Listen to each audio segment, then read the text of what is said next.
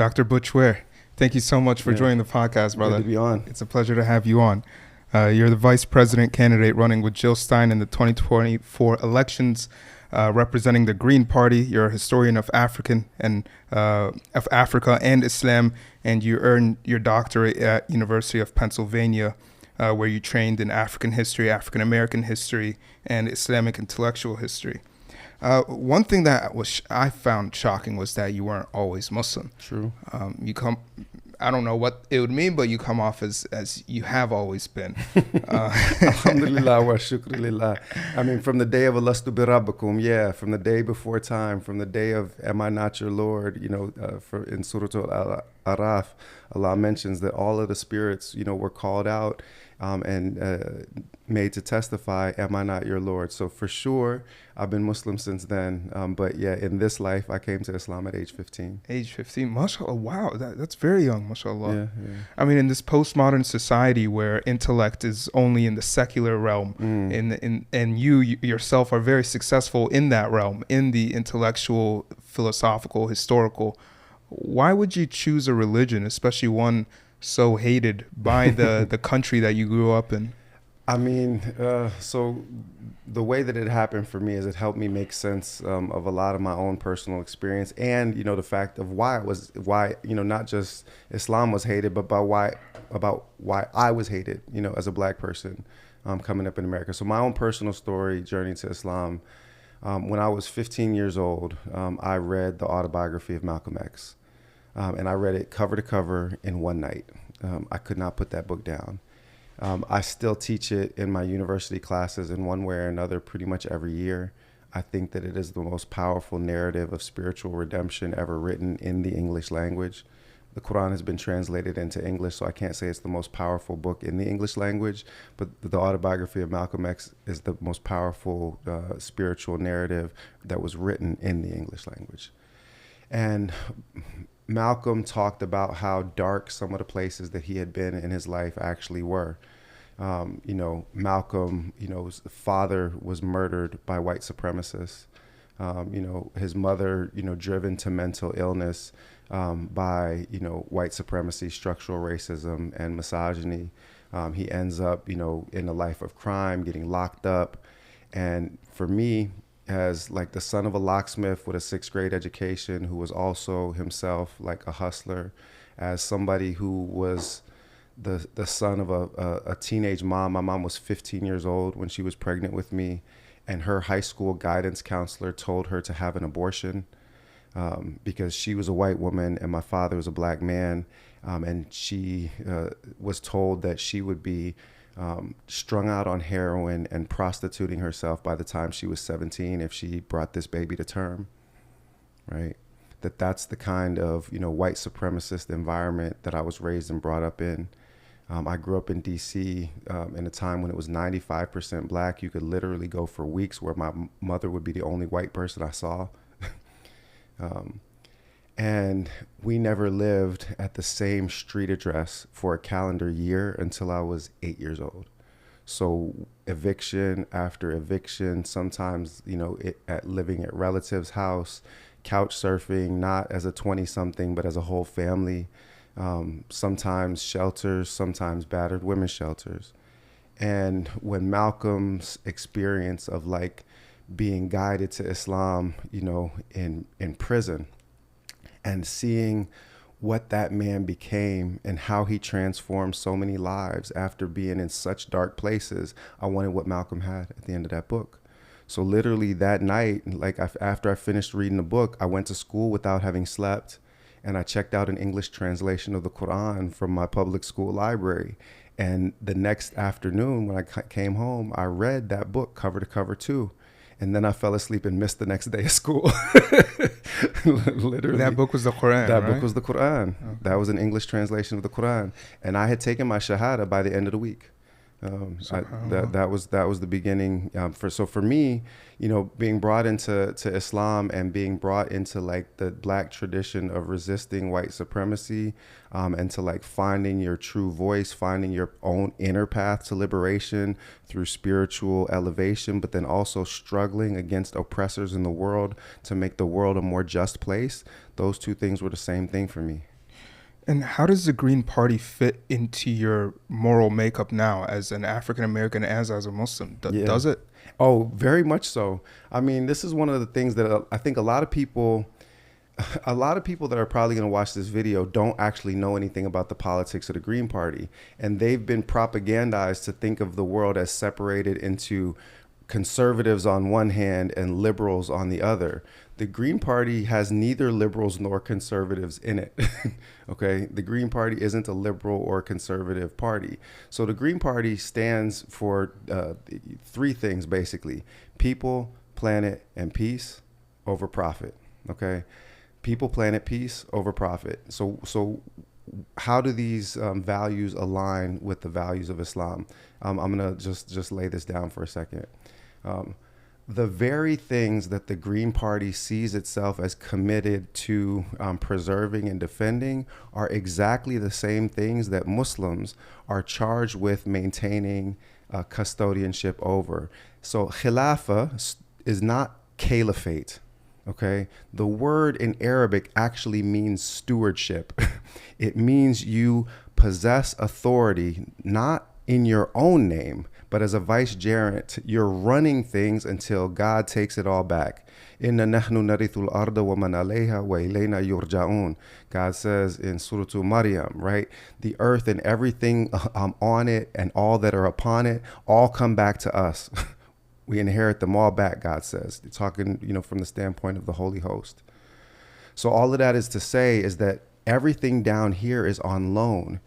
And when I read that Quran for the first time when I was 15, this was one of the things that struck me, is I've been raised in a Judeo-Christian concept that says that the human being was given dominion over the earth. And dominion means that you can do whatever you want with it because you own it. It's yours, right? But what the Quran was saying, no, all of this belongs to God.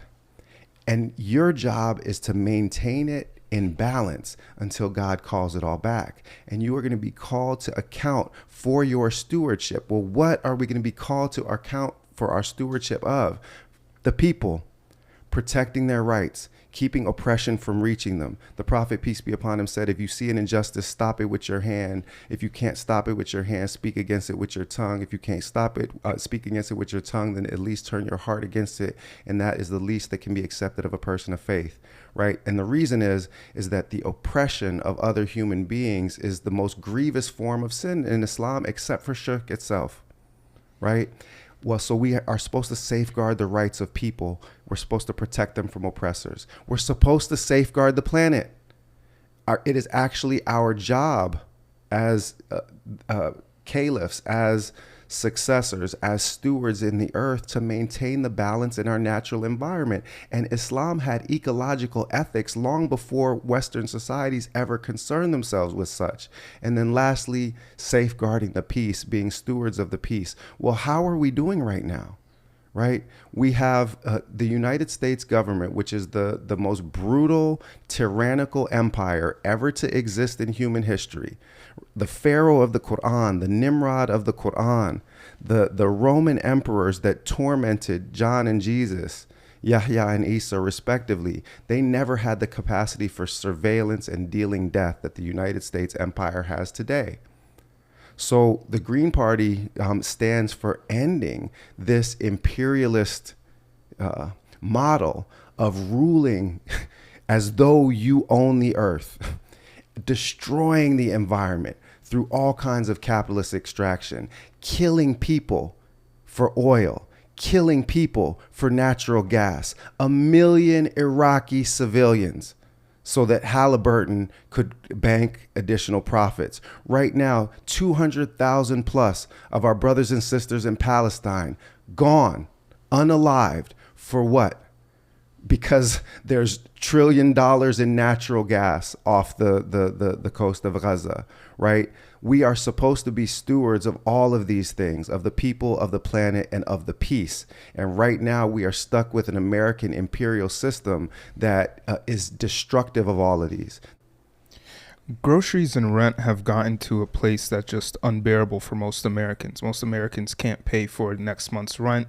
Groceries and inflation have gotten out of hand. Most people can't even buy a car anymore. Nope.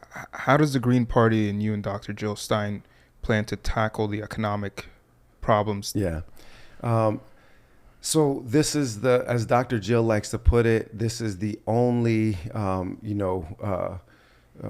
people-powered party that is on the ballot nationwide. So first of all, we're there for working people first and foremost. The national effort to institute a $15 minimum wage, that comes from this movement. We're running on a platform of eventually a $25 an hour minimum wage in the United States of America. The truth is that as soon as you have people in power that are willing to make the corporations pay their fair share, then you have a completely different environment wherein all of America acts. But you also have social housing, okay? You also have Medicare for all that is going to cut off like the tremendous medical cost burden that Americans have. The economic program of the Green Party is actually designed to restore power back to the people and take it out of the hands of the corporations. And so from the very beginning, yes, we will be fighting an uphill battle against those entrenched corporate economic interests. And I don't want to make any mistakes about I don't want people to have any illusions about this, is that the fight against those systems of economic exploitation of the average American, those are going to be every bit as hard as this kind of uphill electoral fight. But the point is that for the first time in modern history, you will actually have a party in the White House that is committed to working on behalf of and for the average American working person. So that's going to change that environment utterly. But don't the Democrats promise the same thing? I mean, doesn't this sound too good to be true? The Green Party is going to do everything that you're saying and then go in just like the Democrats and do absolutely nothing. Hey, Sanem guys, we've partnered with Cure, the original black seed company founded by a Palestinian woman. These are some of the best gummies that I've ever had. They're black seed and honey gummies with a splash of apple cider vinegar. You can find them at cureyourworld.com or follow them on Instagram at cureyourworld and use the Ansari code Ansari15 to get 15% off. Get yours today. Yeah. So the Quran says, is there any sound worse than the braying of a donkey? Is there any sound worse than the braying of a jackass? And we know the Democrats represent themselves with the donkey as their political logo. I always thought that was interesting. Isn't that funny? Yeah. Irony. Or God saw the whole thing coming. I always say God, maybe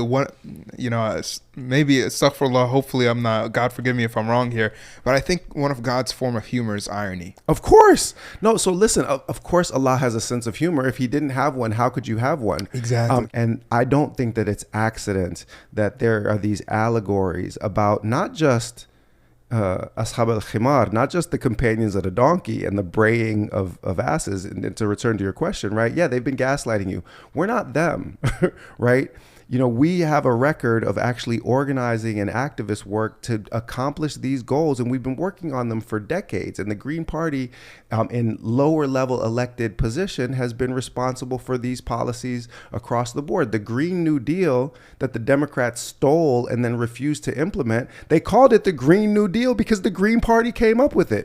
All of the policies that people think that they like in the Democrats, but that the Democrats never actually deliver on, are things that they stole from the Green Party, chopped the legs off of, and then, refuse to follow through on them.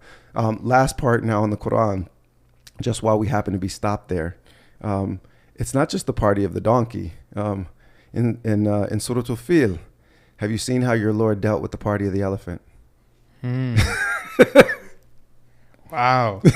That's actually pretty interesting. Have you seen how your Lord dealt with the party of the elephant? And of course, it was the birds, right? So I often tell this and to Muslim audiences is that, we don't seem like a lot. We're not, fancy. We don't have, a lot of, big money like AIPAC has a lot of big money, but when we move as a flock, we're overpowering.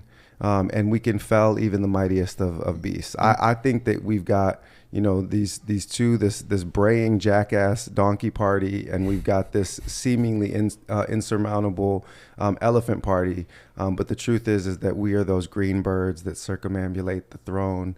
When we fly together, we are unbeatable. I was just about to say, I feel like your party should be a green bird. I'm with it. Let's build out the logo. There's something very spiritual about a bird too. Absolutely. I think it's one of the first creatures of God on the blue planet. And Sayyidina Sulaiman, in the story of Sayyidina Sulaiman alayhi salam, the hoopoe bird specifically is one that has like special capabilities. So if all you graphic designers out there, get us a green party logo with a green hoopoe bird, and we'll be in conversation with you soon. Ooh. Yeah, it's pretty dope, huh? That does sound pretty nice.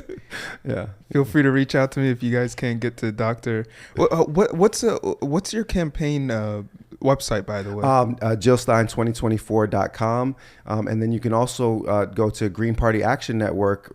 Just literally type those words in, and you can sign up to volunteer right there. But Jill Stein 2024 will take you, JillStein.com.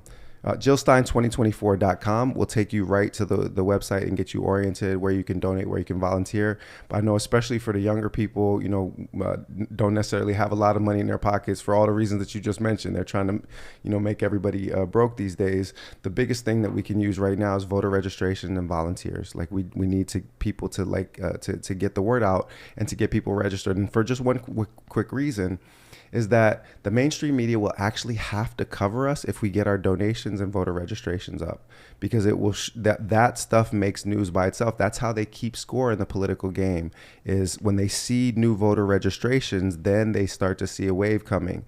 And like, especially in these swing states that I mentioned, places like Michigan, Pennsylvania, Georgia, but also in states like Texas, which have become increasingly purple.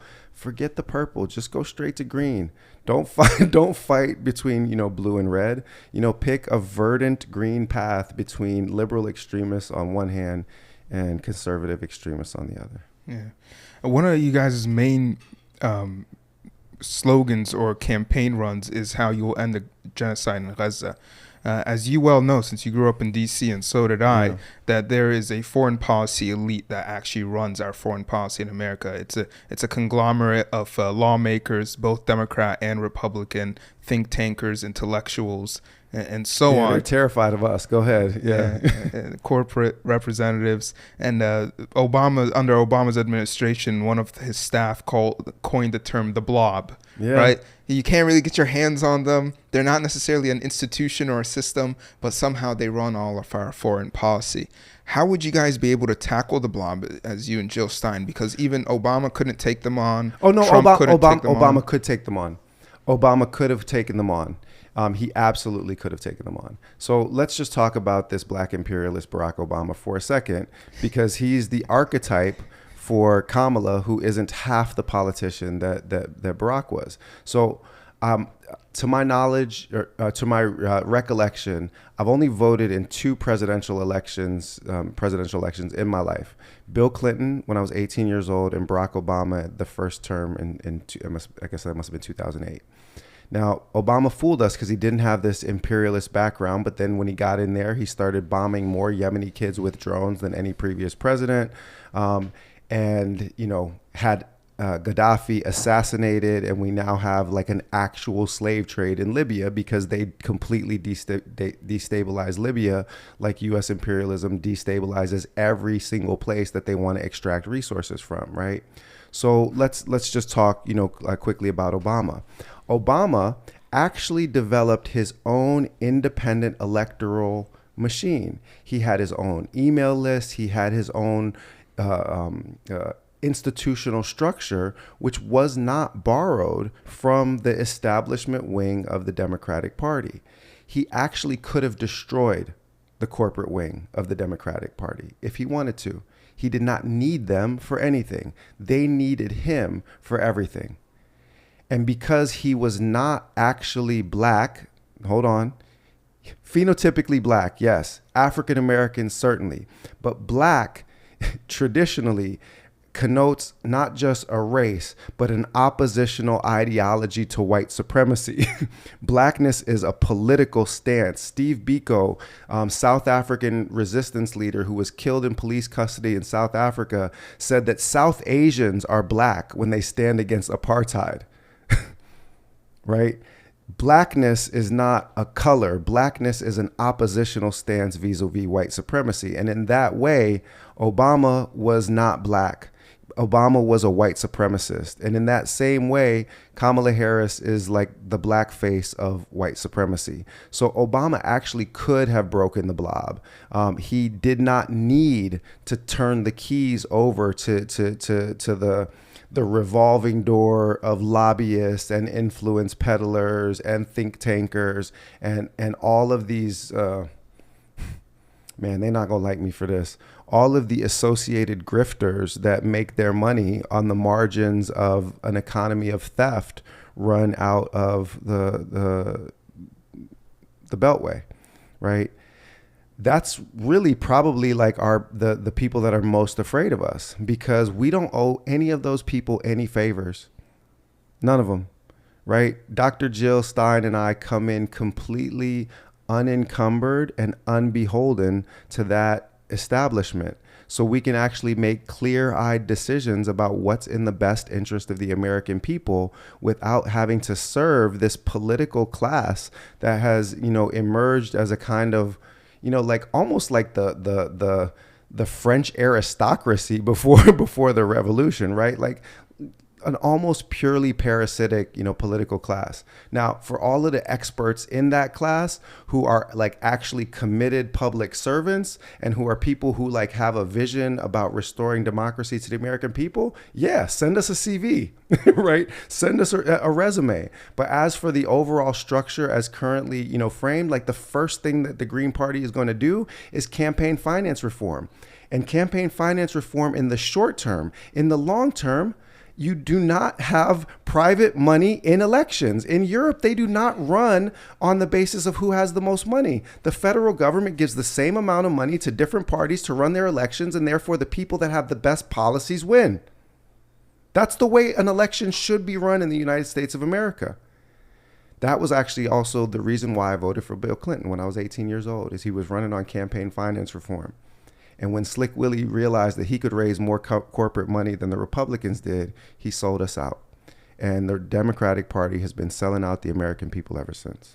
You called him Slick Willie? Slick Willie. That's what they called him back in the day. No way. Slick Willie. Yeah, Bill Clinton. I didn't know that. Yeah, Slick Willie. That's actually a dope nickname. Many people, including Tucker Carlson, have started speculating that America's an oligarchy. Definitely an oligarchy. Not a democracy anymore.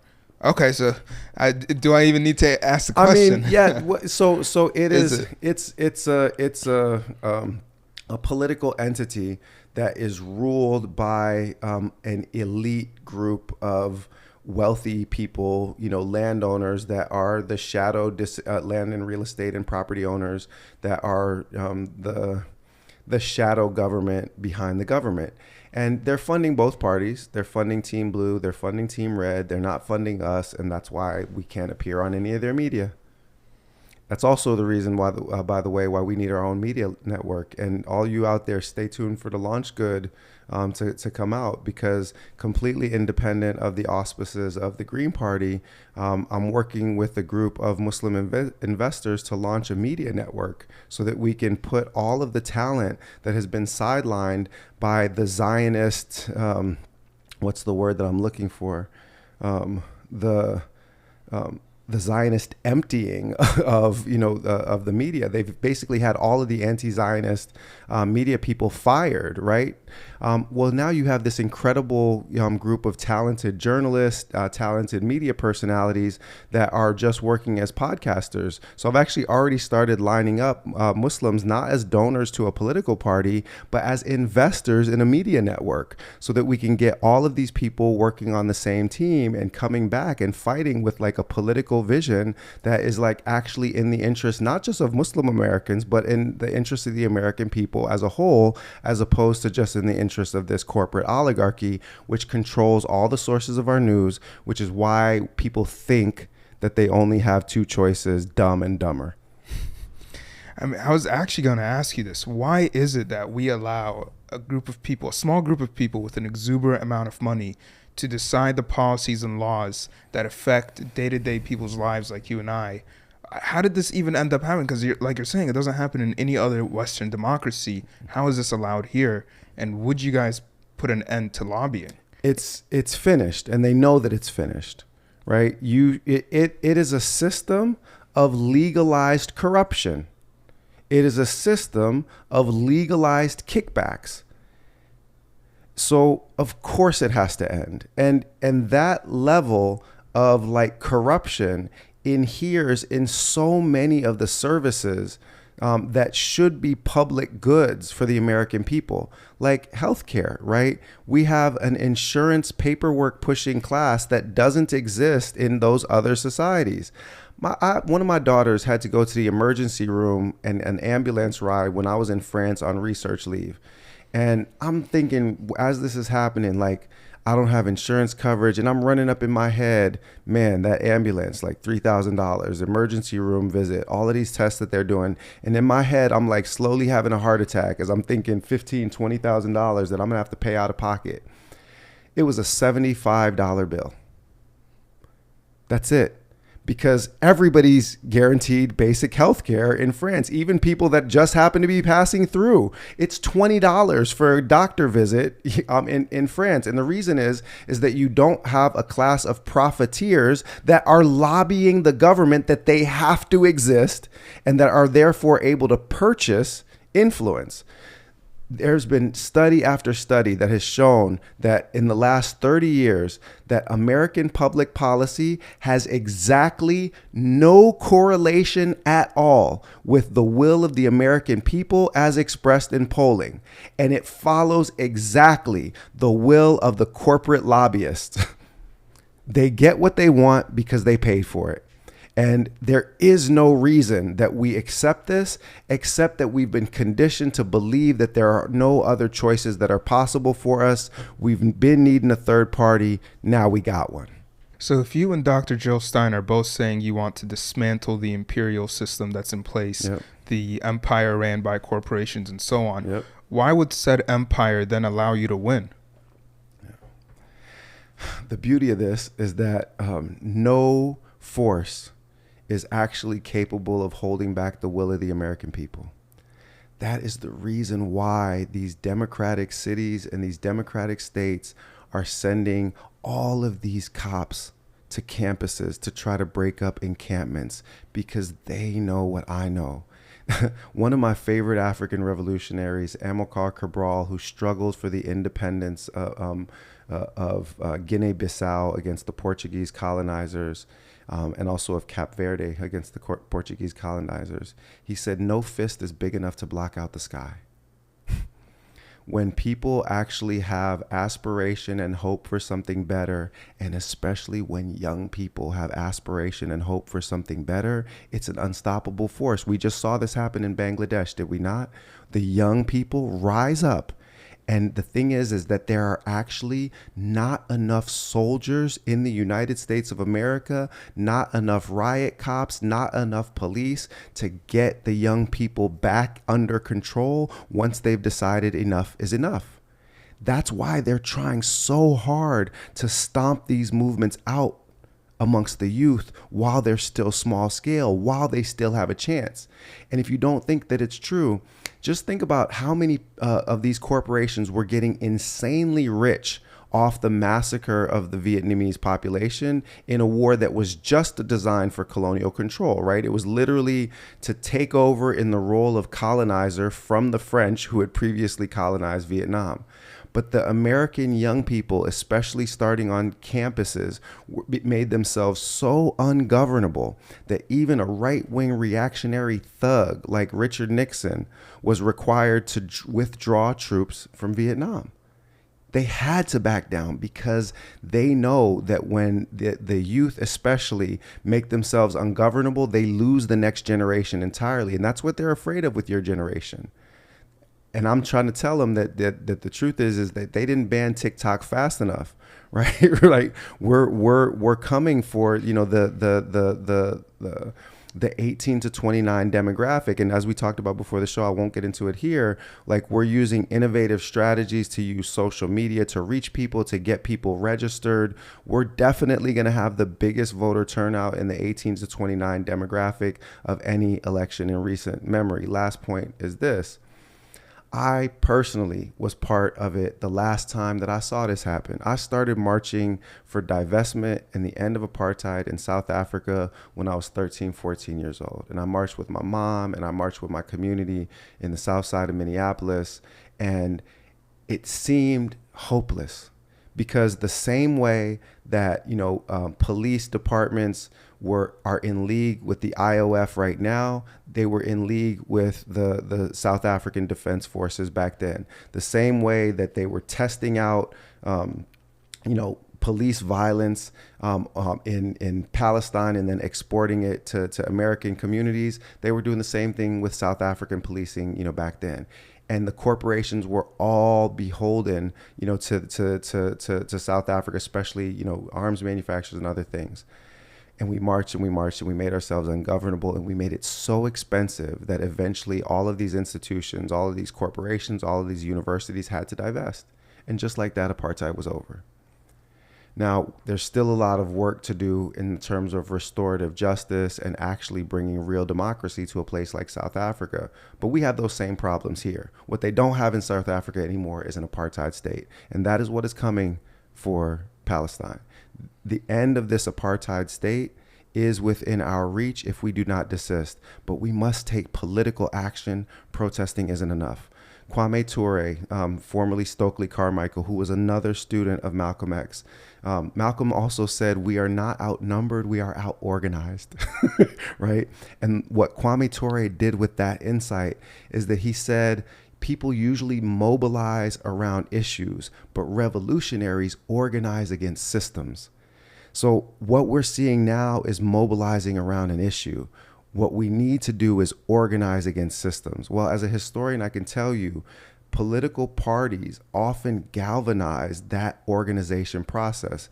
It's not that a political party is the whole of the movement. A movement is bigger than any political party, but a political party can become an instrument and a tool through which the movement achieves many of its aims.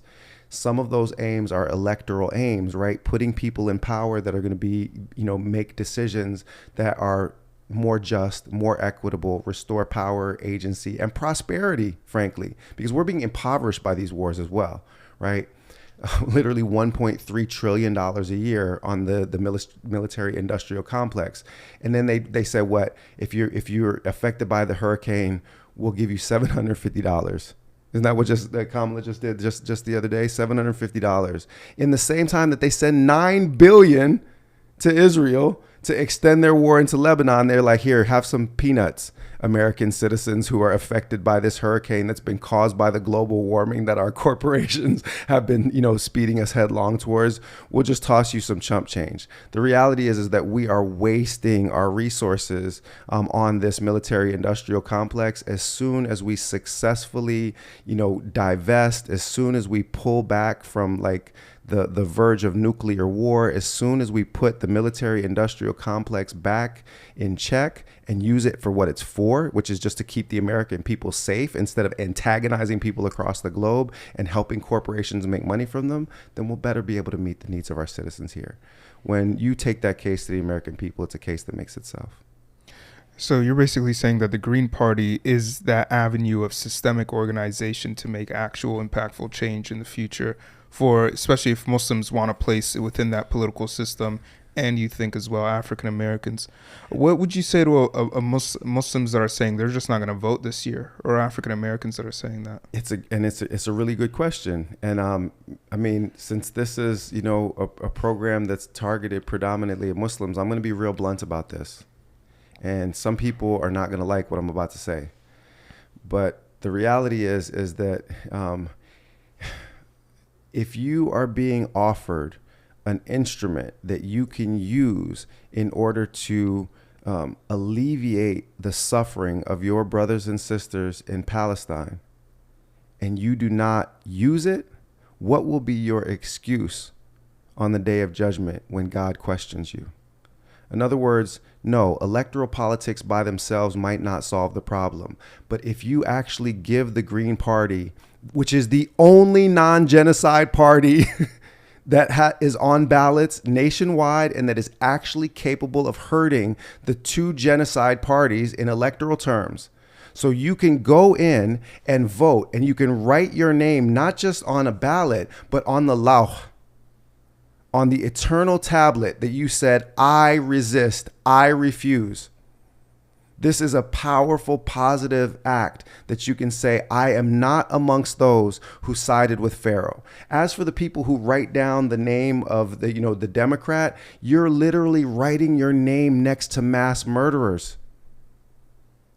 Every single soul that is taken unjustly in Palestine potentially has a claim against you on the day of judgment because you have co-signed for their death. So then what of the person who stays silent and refuses to take action in the face of that kind of oppression? It's like, let's say we're sitting here and somebody comes into the room and starts chopping your arm off, and I just sit here and watch them. Yeah, that'd be kind of crazy. It'd be kind of crazy. There's action that I could take, but I'm like, no, I don't vote. I'm not political. The reality is that rule number one of Islamic theology with respect to the way that the Day of Judgment functions is that we will be called to account not only for what we did, but for what we left undone that was within our capacity to change. Yeah, and I think it's insane to even hear such cognitive dissonance for voting for Kamala. Oh my God. Any Muslim who does that is insane to me. They don't make any sense to me if they do that. Yeah, and I mean, thankfully, like the polling is showing that, like, despite the fact that Muslims have been propagandized, for a couple of decades now that they're supposed to vote Democrat, right. That number is down to 15%. Like, just think about the fact that if it dropped from 65 to 12, and even all of the Kamala propaganda, all it's done is got them back up to 15%. It's a tiny number. What's even more sad, though, is the way that some of the Muslim politicians, Gage, people like Keith Ellison, people in the Democratic establishment are positively advocating for Kamala's presidency over and against the fact that the Muslim community has already completely abandoned the Democratic cause. That just shows that these are people with frankly, no moral compass of any kind. They are in it for the financial gains of the money that comes with Democratic patronage, and they're in it for political power. Shame on them. So if the Green Party takes over the executive branch, yep. I don't think you guys have any. We have zero congressmen. So how would you guys be able to pass laws and policies in a purple Congress? Yeah, and it's a really great question. And first of all, I hope to God we get the chance. Like, Ameen, Allahumma Ameen, oh Allah, make us isolated in the White House with no friends in Congress or the Supreme Court. Wallahi, we will take that as the answer to our prayers.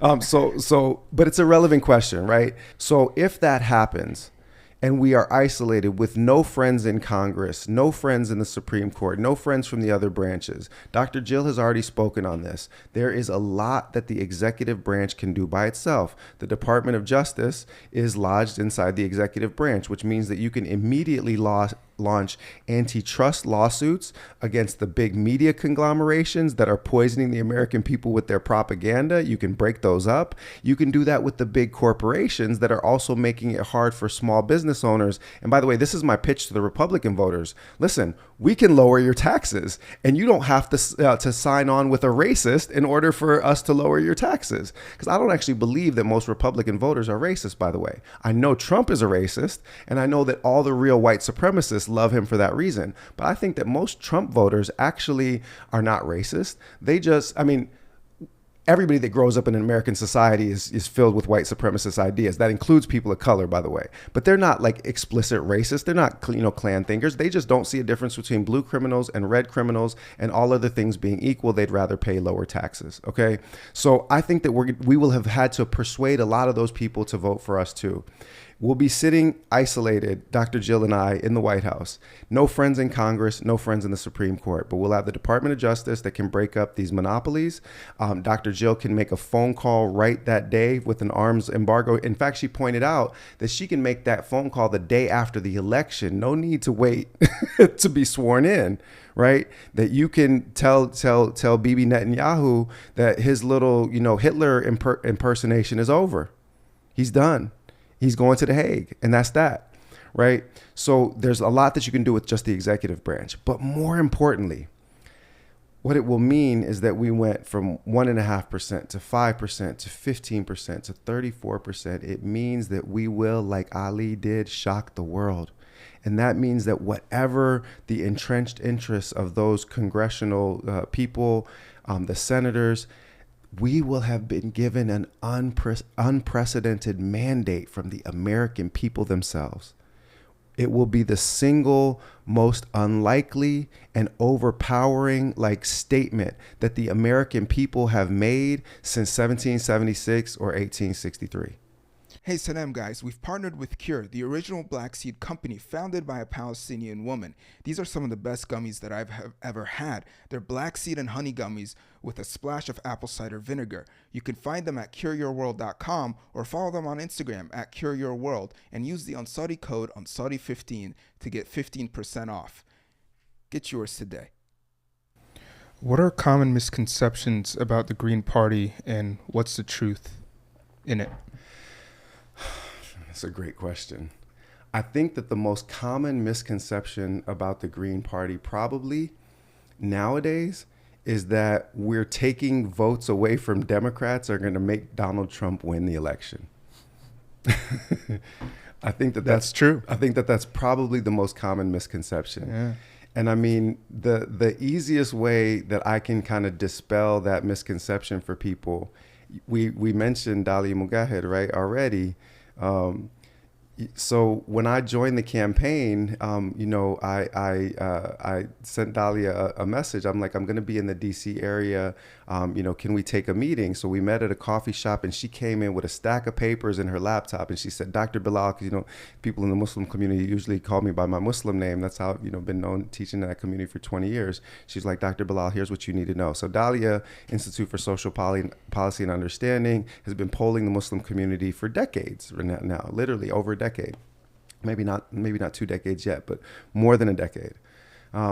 She said, for the purposes of electoral demography, the swing states of Michigan, Georgia, and Pennsylvania are actually all the same state. And I'm like, what do you mean? She's like, well, they all have the same basic proportion of African American voters. They all have the same basic proportion of Muslim voters.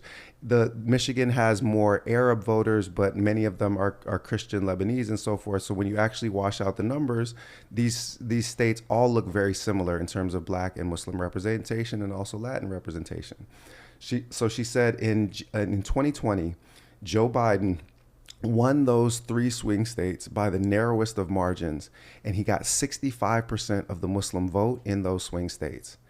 Then she said in January of 2024, he was polling at 12% in the Muslim community in those places, from 65% to 12%, okay?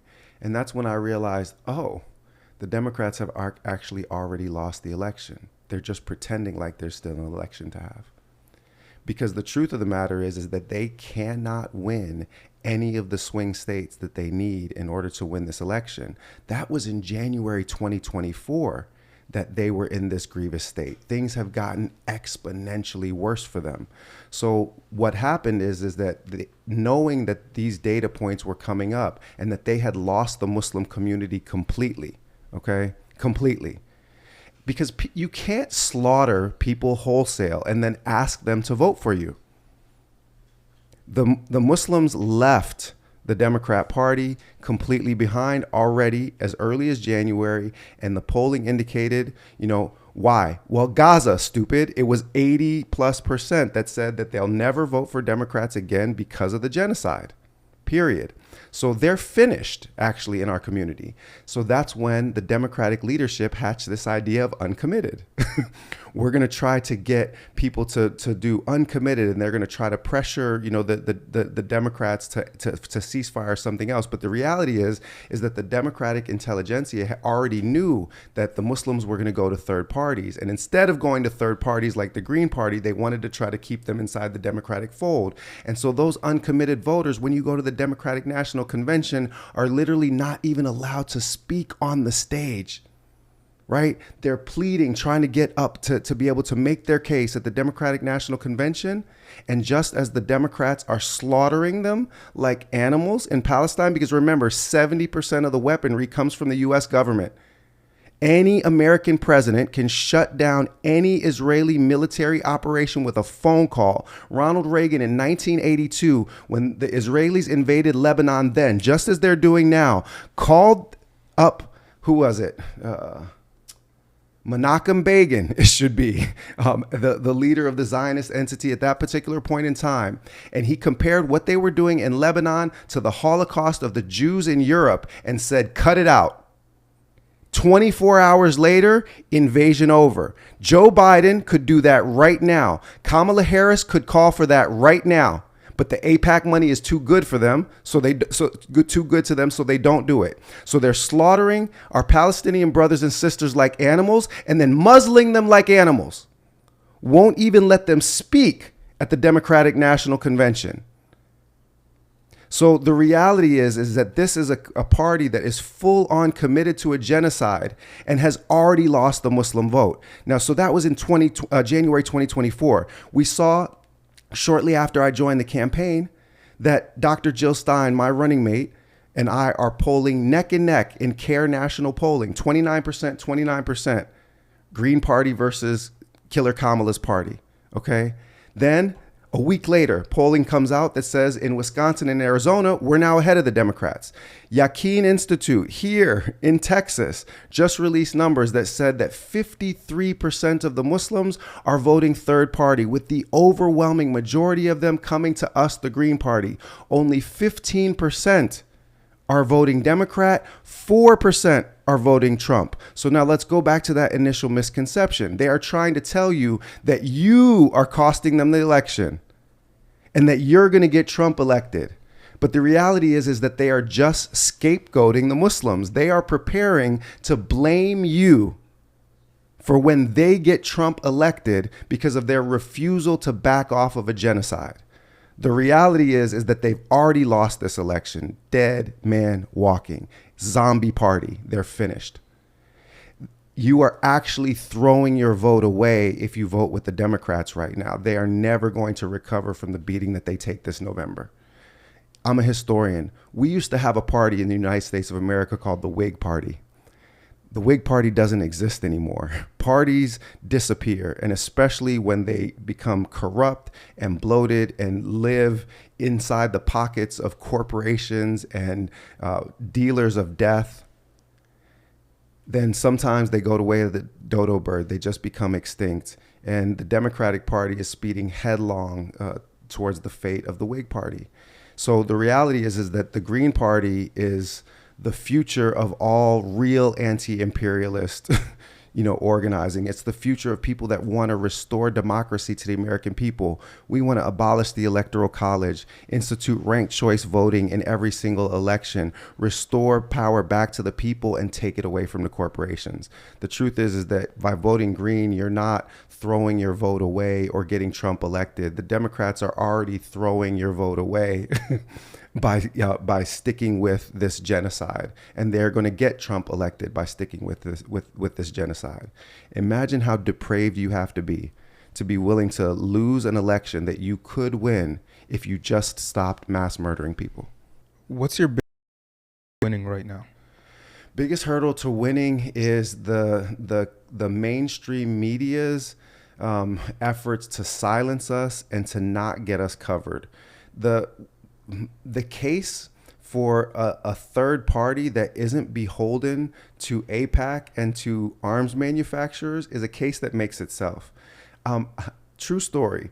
On the flight here to Texas, I was seated next to two white Trump voting Republicans on the plane. Okay. And one of them asked me about my kafia and said, is that a prayer mat? And I said, well, I do use it on the ground to pray when I'm traveling, because you never know if you're going to have a clean service. But this is actually about showing solidarity with Palestine. And then she's like, well, haven't they been fighting for thousands of years? I was like, well, that's what the mainstream media likes to tell you. But the reality is that like in 1948, after the Holocaust, the Europeans essentially like helped the European Jews clear, the Zionists, not the Jews. A lot of Jews did not participate in that. It's important to remind people. It helped the European Zionists essentially wipe the Palestinians off their land, and they've been trying to get it back ever since. And she was like, oh, that makes way more sense than what we've been hearing in the news. Anyway, long story short, this Trump voting couple is now organizing a rally for the Green Party in Prescott, Arizona, after me sitting next to them for 2 hours on the plane. So they're like, yeah, we're voting for you. And they said, you're going to be the first Muslim president of the United States. We know it. So here's my point. You asked about what is the biggest obstacle. The biggest obstacle is just getting the message out. That's why an interview like this is so important from our standpoint. When I went on Breakfast Club, people, saw that the case that we made to the American people, saw the case that Dr. Jill Stein made to the American people. Droves of people come in. When they hear this, it's what they've been waiting for. And that's why the mainstream media doesn't want to cover it. Because the reality is that Fox News works for the Republicans, MSNBC works for the Democrats, and CNN works for the 1% as a whole. They mostly lean left, but they also run a lot of cover for a lot of right-wing nonsense too.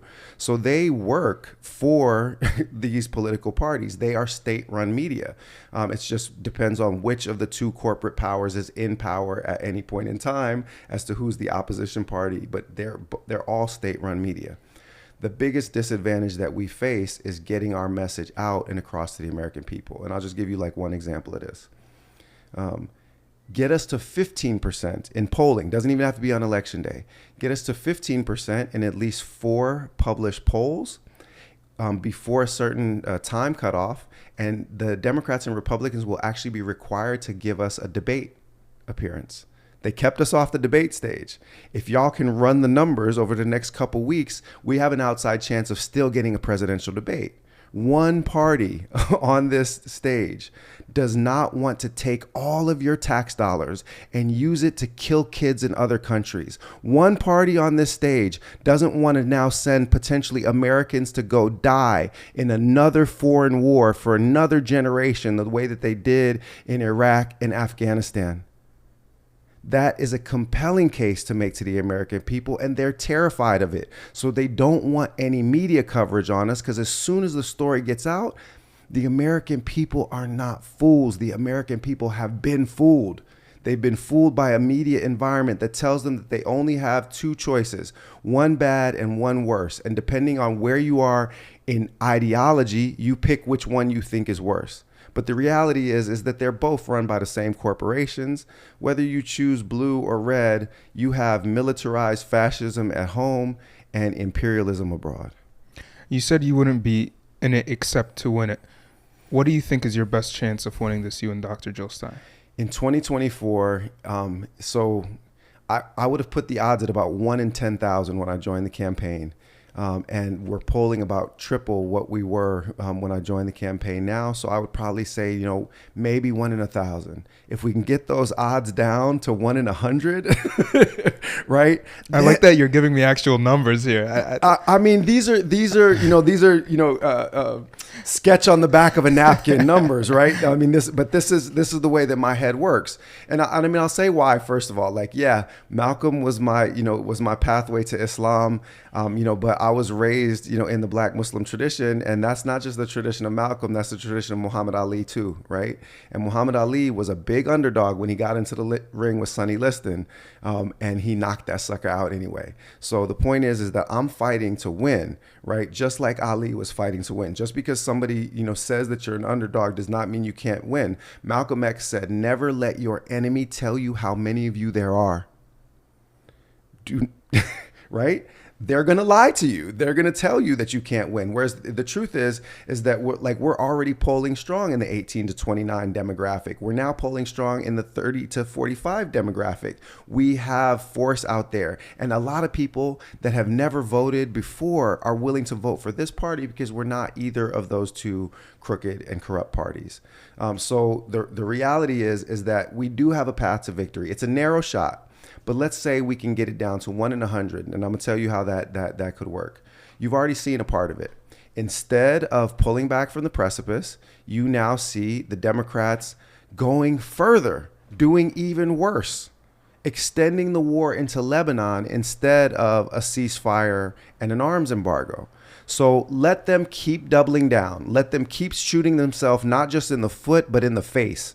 Right? By bringing Americans into a brutal, unpopular war. Nobody wants this war except for committed Zionists. Okay. And by the way, it's important to note that there are more Christian Zionists in America than there are Jewish Zionists, and there are more Christian Zionists in the world than there are Jewish Zionists in the world. There is a certain group of Christian evangelicals that think that the things that are taking place in Israel right now are going to bring about the end of the world and the Christians will be raptured. And they're literally like reasoning on the basis of this mythology that they have. So let's just, say that there's this particular group of people that you can't win over, but so many of the American people can be won over. So we got this maybe 1 in 100 shot. And here's how it would work. Let's say we get to that 15%. We get on the debate stage. The Democrats keep running themselves into the ground by, this unpopular war and extending it. Let's say, Joe Biden, his obvious senility, comes, across through some kind of public thing. Let's say they have to 25th Amendment him and Kamala ends up having to be in charge so she can no longer deny that this is blood that is directly on her hands. What happens if they actually lock Trump up for any of the multiple crimes that he's committed? All I'm saying is that it's not an easy path, but none of us know what's going to happen tomorrow. And the thing is if you stay ready, then you ain't got to get ready. If we get that clean shot at the chin, if we get up on a debate stage, man, let me on a debate stage with J.D. Vance and Tim Walz. If I get on a debate stage with those two guys, you're going to see the difference between, privilege that produces mediocrity, those kind of mediocre candidates, and the way that struggling, to make your voice heard from childhood, steel sharpens steel. Let's just say that. Let me on that debate stage, and we'll show them and the American people what the Green Party is really all about. It would be the first time we have intelligence on the stage.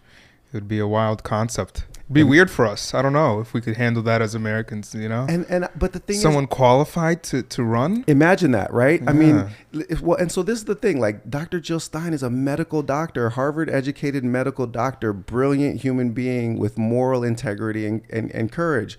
Like maybe it's going to take a medical doctor and a professor to like heal and educate America, right? To teach people that, yeah, you can actually expect like honesty, integrity, intelligence, and accountability from your elected leadership, because we haven't had any of that. Like in my lifetime, we haven't had any of that. No, I remember Xi Jinping, the president for China, when he sat down with like Apple and all the big corporations, and he said, "You guys are so brilliant. Why do you allow elected officials that are so dumb?" And he was basically insinuating that these corporations are the ones that are placing these guys almost on purpose, So not insinuating. I mean, let's face it. Kamala Harris was handpicked by the corporate wing of the Democratic Party. I mean, what has she ever won? Like, she literally did not get a single delegate in her own state of California when she ran in the primary for the presidency a few years back. Like, she was picked because she will do what she's told by the corporate wing of the Democratic Party. And remember back to when Bernie Sanders was actually in a position where he was challenging that corporate wing. Bernie Sanders would have won the Democratic primary, but the corporate wing of the Democratic Party shut him down, period, because they want people that they can control. That's what they have now, and that's what they've had ever since Bill Clinton, to be perfectly honest. They've had an increasingly corporate, violent, exploitative, and fascist Democratic Party. The American people deserve better than two parties that all work for AIPAC and the arms manufacturers. Why should we vote for you and Dr. Jill Stein and not Trump and Kamal Harris? One's a domestic terrorist. The other is a war criminal. These are both corporate parties that are in the pockets of AIPAC, at Raytheon, Lockheed Martin, and Boeing. They will never, of their own accord, stop murdering innocent people, especially in the Middle East and throughout the Muslim world. And I can vouch, having gotten to know her well, for the personal integrity and moral character of Dr. Jill Stein. And I, Rudolph, Bilal, Butch Ware, can tell you, as the messenger of God, peace be upon him, said, that there's nothing that you could offer me, no amount of money, no amount of prestige, no amount of status that would ever get me to betray the American people or to betray my community. If you put the sun in my right hand and the moon in my left, I am not going to quit in this struggle until the American people are free. I never would have imagined running for political office. If you go back and run the tape over the last 20 years of organizing and teaching and activist work, I never once talked about running for political office. But this is also the Sunnah. When Abu Dhar went to the Prophet, peace be upon him, and asked to be made a general, the Prophet, peace be upon him, said that authority is not given to the one who seeks it out. I did not seek this out. I was tagged into a fight. When I was called in, when my presence was requested as somebody that could be an effective agent for change in this sphere, then I took this on. Just as the people that I write about in my academic works, my first book, The Walking Quran, actually tells the story of West African Muslim scholars who were minding their own business, teaching their students, and then Europeans start conducting a slave trade. So people that had no tradition of armed resistance literally started fighting against European slavers and their African allies. This was the tradition, the sunnah of Muslim scholars throughout the Muslim world, is that they resisted imperialism. So now that I'm tagged into the fight, you're not going to get me out of it until we have actually won. We've won liberation for the Muslims from this scourge of Islamophobia and imperialism that your generation has been raised under. And until we end these 5 centuries of white supremacist exploitation that have impoverished and dehumanized my people as African people, your people as Arab and Middle Eastern people, and really all people, because nobody is more harmed in a cosmic sense by white supremacy than white folks themselves. The Prophet Muhammad, peace be upon him, and I'm going to go out on this, said, help your brother, whether he is oppressed or oppressor. And they said, Messenger of God, how do we help an oppressor? And what they were really asking is, why on earth would we help an oppressor? but they asked how. And he said, stop him from oppressing. The reality is that the world that we can actually make on the basis of prosperity and abundance and unity, rather than division, hatred, and extraction, is a world that we will all be able to enjoy, all be able to live in. The people that have sided with oppression to this point really don't know any better. They don't know how good it can actually be. Imagine if all of the technological efforts of humanity over the last 40 years of capitalist exploitation intensifying had, instead of being driven by profit, had been driven by benefit.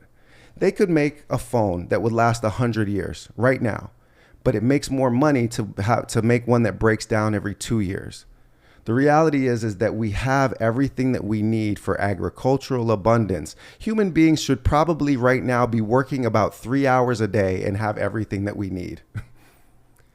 Except we have not had the right priorities in our societies. We've been trying to keep people weak and dependent.